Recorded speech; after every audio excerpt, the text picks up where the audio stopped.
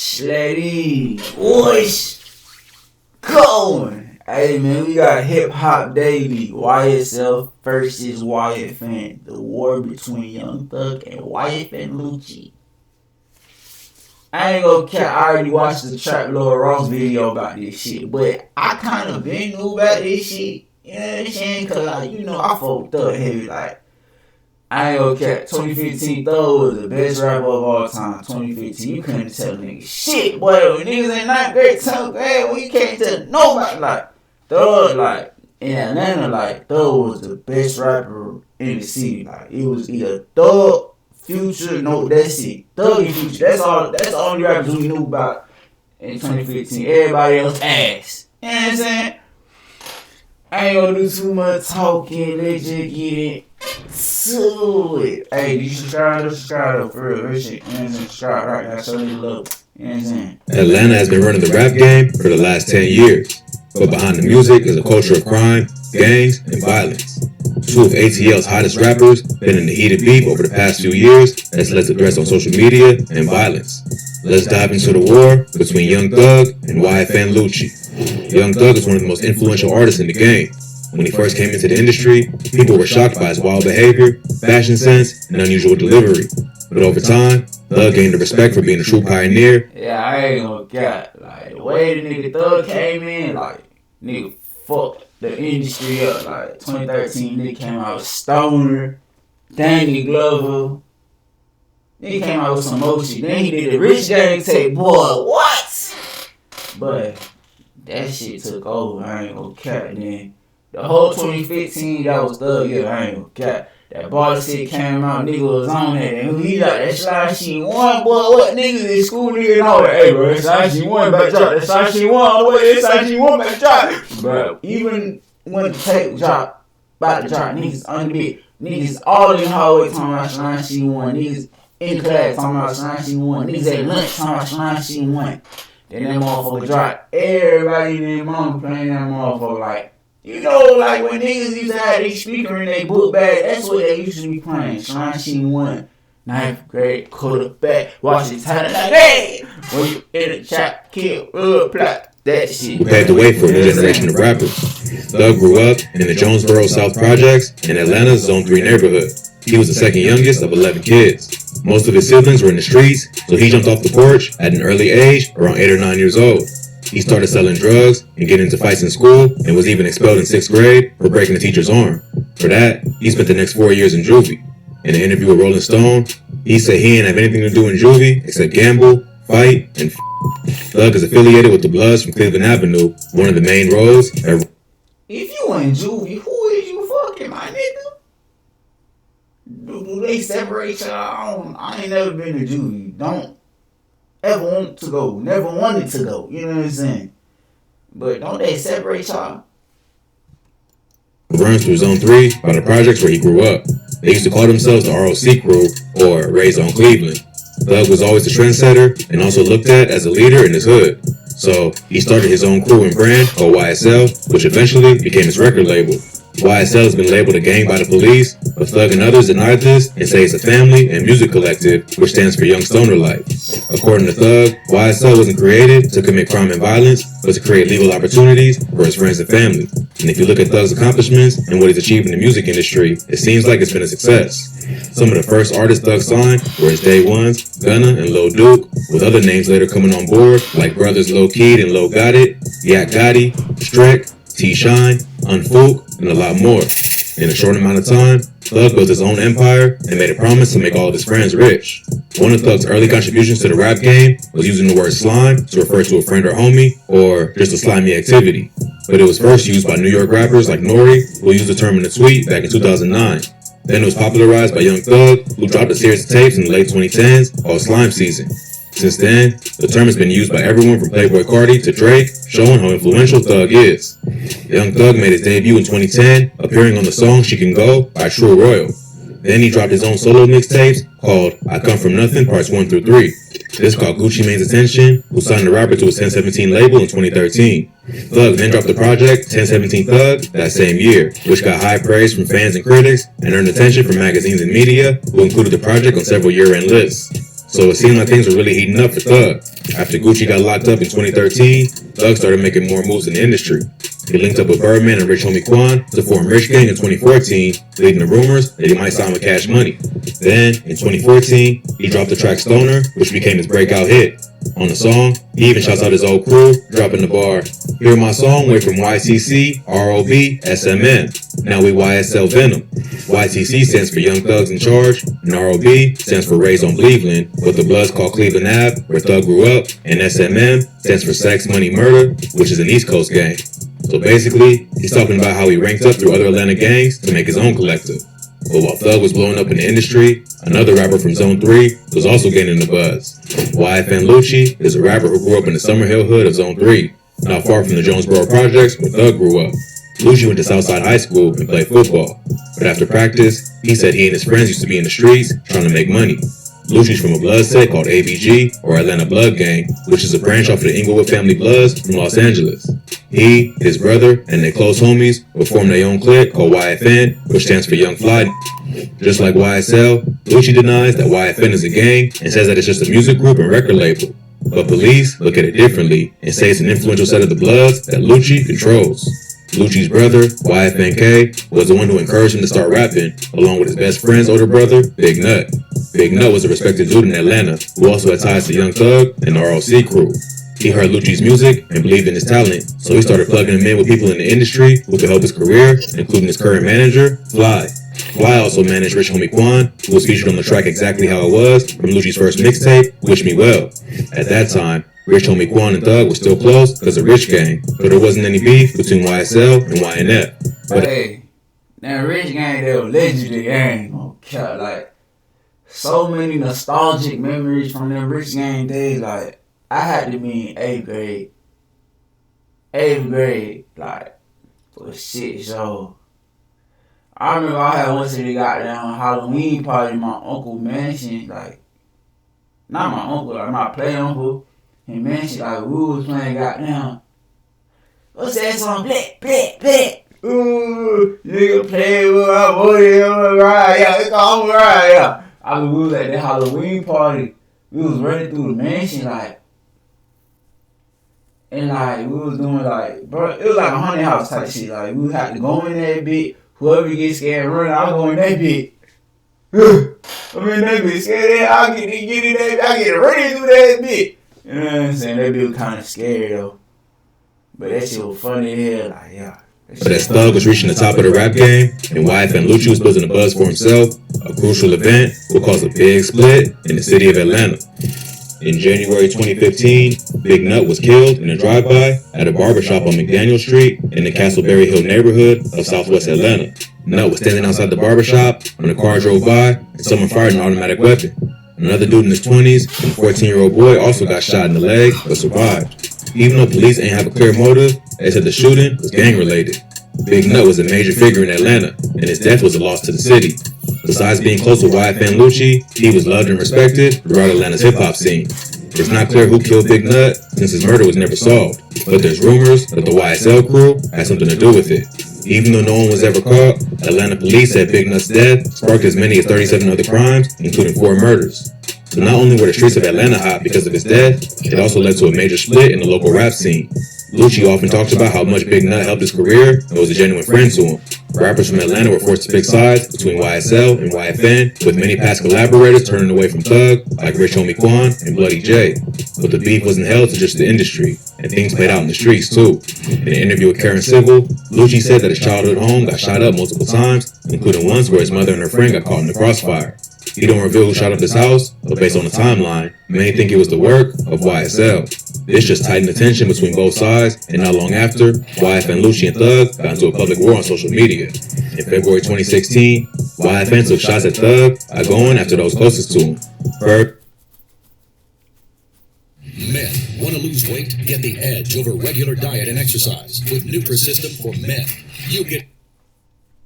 First, he went at Thug's fiancée, Jerica Carlet, implying that they slept together in the past.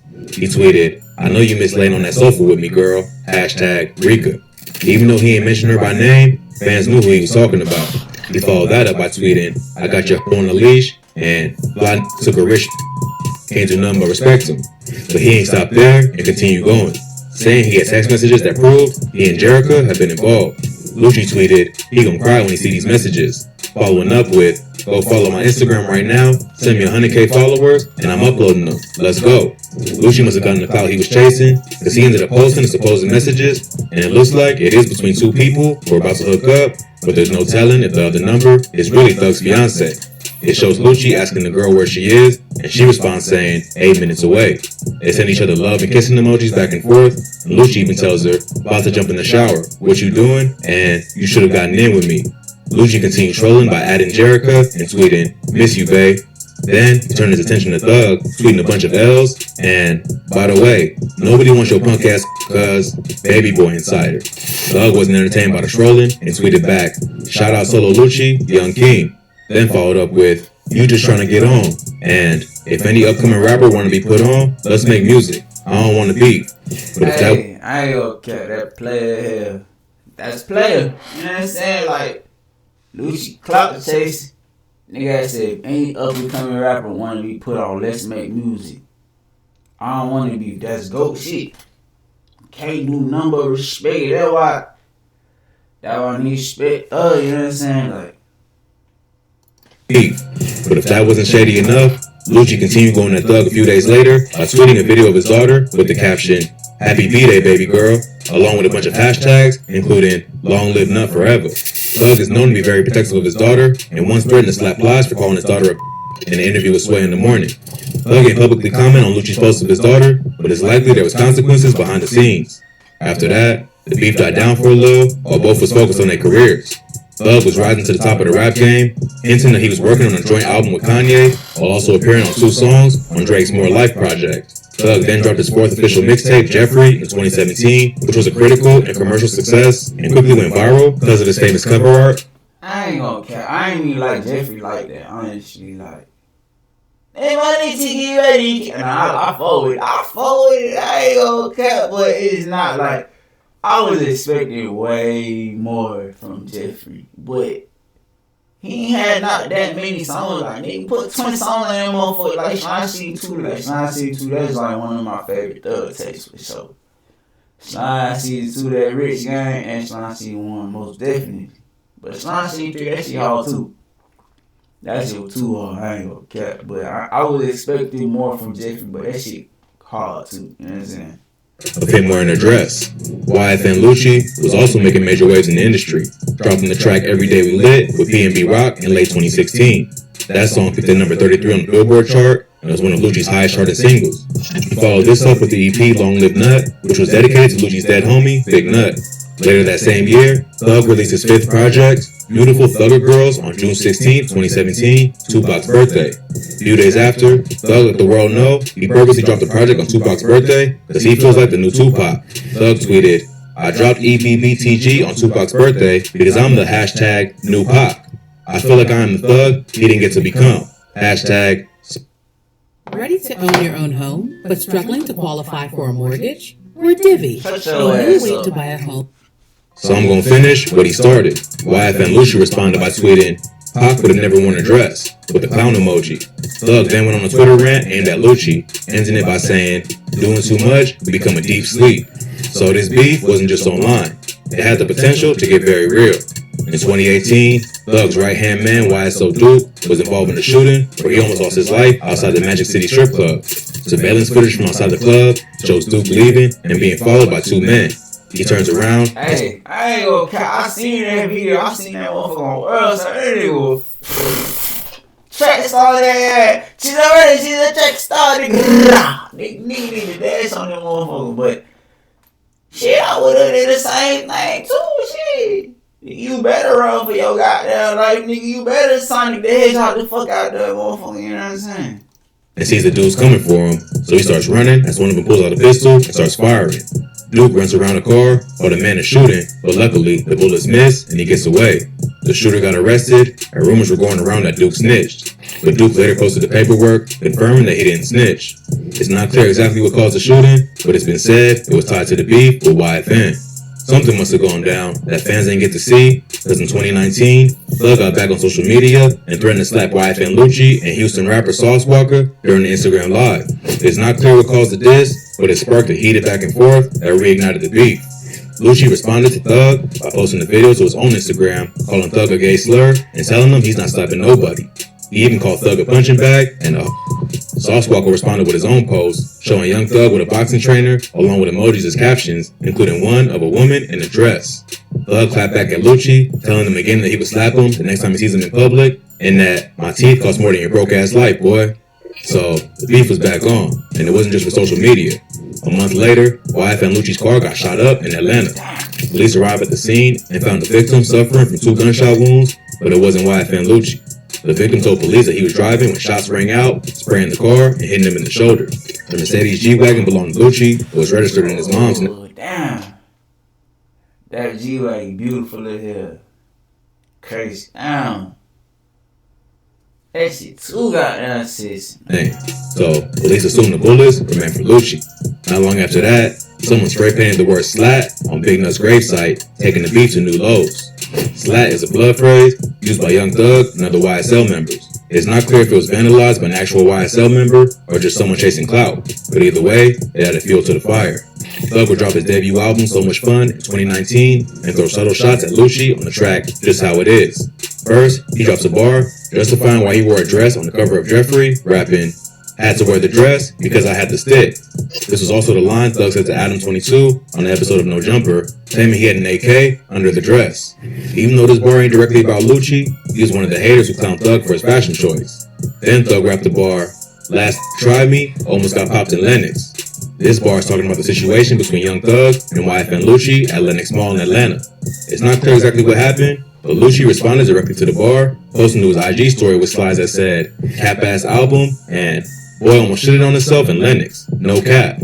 Thug responded to Lucci's comments by adding him and saying, "If I ain't like what you do for your mother and kids, I would have been killed you," with a bunch of crying emojis. But that ain't the only time YSL and YFN had a confrontation at Lenox Mall. About a year later, Thug's artist Yak Gotti posted a photo to Instagram of himself standing on the trunk of Lucci's car in the mall's parking lot while throwing up the middle finger. Around the same time, a YSL member named Snakeface posted a video of a YFN chain claiming he jacked Lucci or another YFN member. On Just How It Is, Young Thug raps, "Stole the chain, but I ain't worried, fool," which might be a possible motive for the chain snatching. YFN Lucci ain't even respond to the alleged chain snatching, but he did respond to Yak Gotti standing on his car. He hopped on IG Live and said he saw Yak Gotti at the mall and he just dapped him up.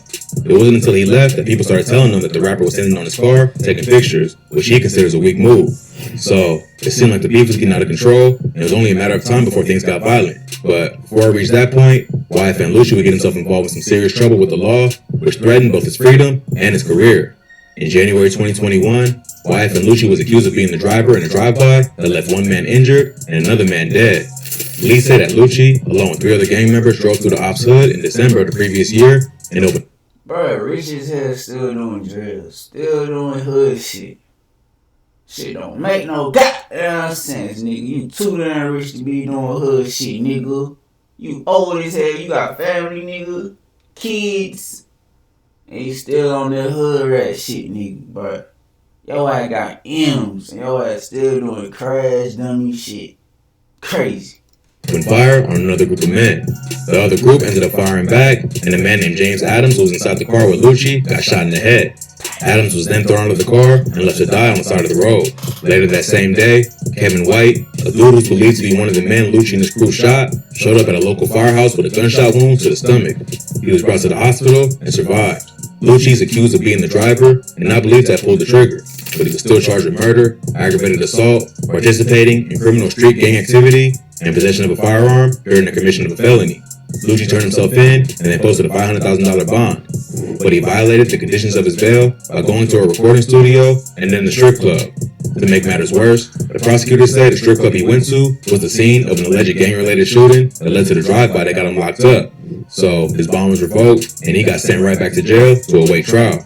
If that wasn't bad enough, a few months later, Lucci was involved in a Georgia State RICO case which accused a bunch of Bloods of various crimes from murder to racketeering. Police used the rapper's social media and music videos to tie him to other Bloods tests from Atlanta to Miami. They claim that YFN was not just a record label and music group, but an official blood set, and that Lucci had used his position as a famous rapper to order crimes on behalf of the gang. They used his participation in the drive-by shooting that killed James Adams as evidence, as well as another incident where Lucci supposedly strangled a man for playing his ops music. One of the dudes arrested alongside Lucci for the drive-by was Rayvon Boyd, who's a rapper from Miami that goes by the name CP3. Another rapper caught up in the indictment was Buddy J, who collabed with both Thug and Lucci before Big Nut died when he sided with Lucci. Prosecutors claim that Lucci and CP3 were attempting to unite the... They don't got Bloody J. Move it. Bruh. I ain't gonna catch that black pork. That tape was hard as hell. That Bloody J on Thug tape, that shit was hard as hell.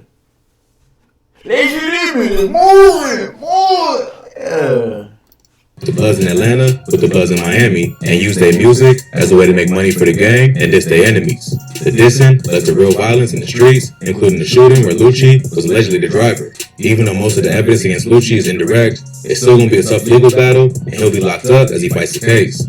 So, it seems like his petty beef with Young Thug will be put on hold for the moment while he fights for his freedom. It don't seem like Thug cares to continue to beef either.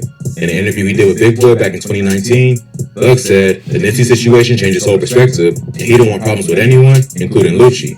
So, it seems like the beef is dead for now. Lucci's life is on the line, and the last thing he needs to be doing is beefing with another rapper. Meanwhile, Thug is still at the top of the rap game, recently scoring a feature on a #1 song with the Drake and Future collab, Way Too Sexy, as well as the #1 album with his recent project, Bump. So really... Damn, I ain't even listen to the tape yet. I ain't gonna I've been listening to Young Boy shit, Slime Light shit. I ain't even get a chance to listen to Punk yet. Hey, is it fire or ass? Y'all let me know. Fire or ass, y'all let me know. You know what I'm saying? He has nothing to gain by beefing with another rapper from his city who's facing a RICO charge. Hopefully, this beef stays dead and no new threats or info has the two rappers back at each other's necks. Hey man, that shit crazy. This nigga got millions of dollars still doing hood rat shit, nigga. You got M's. But yeah, proud of Thug, man. That nigga Thug came a long way. You know what I'm saying? Anyways, y'all like, comment, and subscribe. You big. Fuck is you looking at, nigga?